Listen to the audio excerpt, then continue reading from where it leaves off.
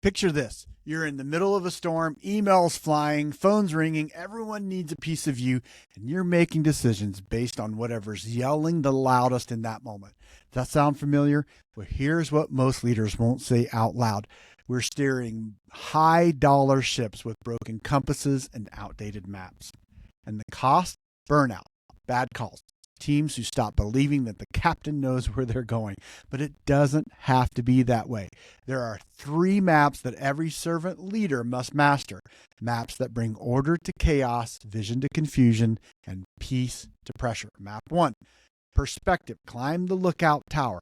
Most leaders live on the dock, heads down, hustling through the noise, but a servant leader climbs the tower. They step above the storm to see what's forming before it hits. The harbor master doesn't just watch the waves, she studies the horizon. 1 hour in that tower can protect weeks of work below. Herb Keller of Southwest Airlines understood this. He scheduled what he called quiet thinking hours. No meetings, no emails, no calls. Just space to think, to listen, to see further than the noise.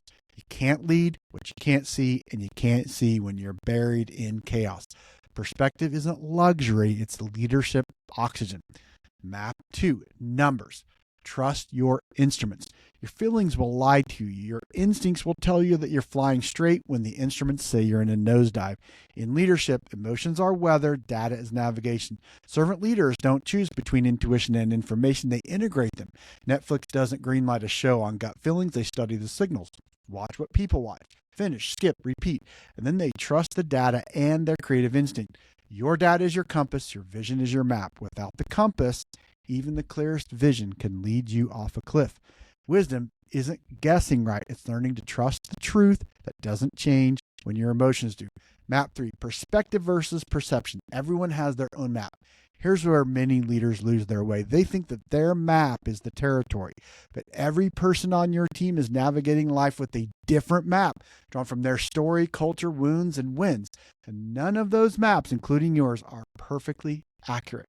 Servant leaders become master cartographers. They don't force everyone to follow their map. They gather the team's maps, overlay them, and see the truth more clearly together. That's what global servant leaders are doing. Story exchanges where teammates share how they each see the same challenge.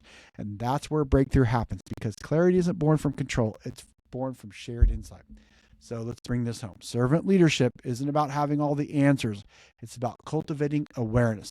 Climb the tower. Get perspective. Read your instruments. Trust the truth. Gather the maps. See through others' eyes. And that's how you lead through storms. And that's how you earn trust that outlasts turbulence. That's how you bring people home safely. So ask yourself, which map are you missing? Where are you blind? And who on your team carries the piece of the map that you need most? If you're ready to master these maps and navigate from chaos to clarity, connect with John Antonucci of SML Consulting. He can help you. He's guiding leaders through the deep work that changes how they lead forever. And remember, the best leaders don't just survive the storm. They see it coming, they steady the ship, and they invite others to learn how to navigate alongside them. See you soon. Bye for now.